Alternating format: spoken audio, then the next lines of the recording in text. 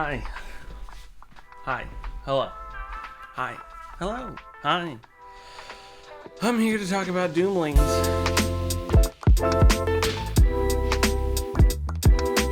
A delightful card game for the end of the world. That is the tagline for Doomlings, and it really does ring true. This card game was sent over to us from the folks over at Doomlings, and it's a game about becoming the most diverse creature on a doomed planet. You can do this by playing traits from your gene pool, which is your hand, to your trait pile out in front of you to earn as many points as you can before the end of the world. Here's a quick overview of how to play.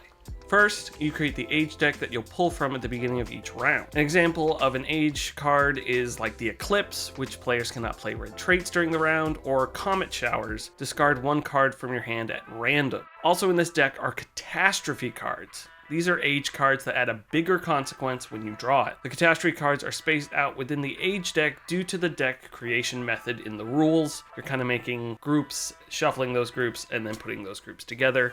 It really reminded me of how Pandemic puts their epidemic cards, and then you stack those all together. So you could theoretically get two epidemics or catastrophes right next to each other, but they're spaced in a way where you at least know when you pull one, you'll have a bit of breathing room. Each player gets a hand of 5 cards. This is your gene pool, and you get a gene pool tracker card. Now the player next to the dealer flips the Birth of Life card, and now you're playing. You'll play traits, flip age cards, and gain points until the end of the world, which is triggered by the third and final catastrophe immediately when you pull it. Tally up points yourself or use the Doomlings hand tool, which has a QR code on the instructions, which all 4 of us missed, so we did it by hand. And then you find out who won. So normally we do video game, board game reviews, and I kind of compare it to the video game, see how the experiences are. Like the Dark Souls board game was really tough with multiple people, but if you played that game by yourself, I think it'd be a lot more fun, but then just go play Dark Souls.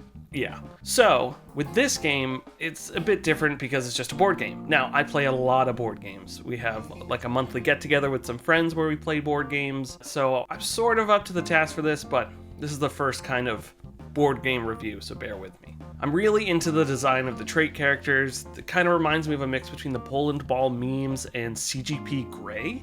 Also, these real life doodle videos on Reddit. There's a lot of character to each of them. There's like a card about a strong guy, and he's just like this huge, big gene trait ball guy, and a bunch of other ones that are on all the cards, including the depictions of like the catastrophes and the different ages, just showing off some stellar art that really contrasts itself with, like, when you think of the apocalypse, the end of the world, doom, you don't think about cutesy little gene traits. And I don't mean that in a bad way. I think it works really well, and it's fun, and it's sort of like the happiness and the cutesiness of this world as you're all hurtling towards your doom.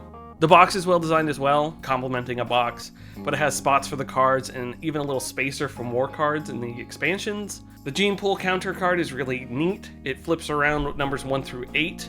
You flip it and rotate it so the top is the number of cards in your hand. A lot of age cards, other people's traits you play affect how many cards you can hold in your hand. So as you're playing, you need to keep track of that. You flip this card around to show you the number of cards you're supposed to have when you stabilize, which is at the end of your turn. So you can go into turns having tons of cards, but you always have to stabilize up or down to the number at the top of your gene pool card. As you play traits into your trait pile, you organize them by color in front of you. You get these like tableaus of traits by the end of the game, which looks really cool. Playing traits is how you earn points. Points are displayed in the lower left-hand corner and range from negative to positive. Negative cards usually have the trait that negates it eventually. So like this card's worth -2 points, but it adds a point for every blue card you have. So it ends up negating it. Chris had one that was +17, but -1 for every other card he had, which didn't work well for him either time because he kept playing cards. You also get positive points, which are just cards that have positive points, and some of them are neutral or just don't say any points. You count them as 0 technically, but those are the cards that, like, it'll be a bonus for something else, and there's no negative or positive for playing it. It just is like a bide your time sort of card. We played 2 games of Doomlings. Karen won the first one, Vic won the second one. Overall, I really enjoyed the mechanics and interplay between traits as you play them and those played by your opponents, and how the age cards made us switch up strategies every round. You might pull an age card that's like, you can no longer play blue cards, and my whole thing depended on blue cards. got to switch that around. And then I pull a card like trade some of your traits with someone else's traits, and I give them all the blue stuff, so they're screwed.